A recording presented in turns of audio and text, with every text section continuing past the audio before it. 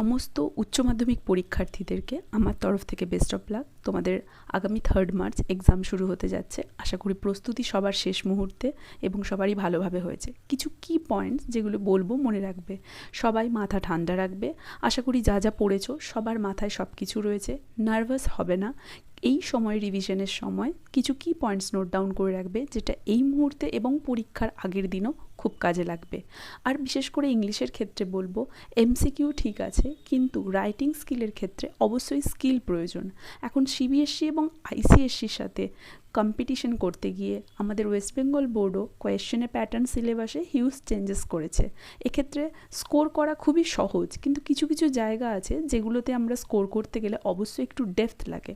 তাই writing skill অবশ্যই practice করবে। এমন নয় তোমরা 2-1টা মুখস্থ করে চলে গেলে, সেটাতে অ্যাক্সিডেন্টলি নাম্বার স্কোর করা যায়, কিন্তু সব সময় নয়। রাইটিং স্কিলটা অবশ্যই প্র্যাকটিস করবে। নিউজ পেপার, বিভিন্ন কোয়েশ্চেন বাঞ্চ ফলো করতে পারো এবং সেই প্র্যাকটিসের থ্রু তোমার নিজের ভোকাবুলারিগুলোকে বাড়াবে। এর ফলে দেখবে তুমি অল্প যতটুকু লিখে আসো তাতে অনেকটাই স্কোর করতে পারছো। মনে থাকবে।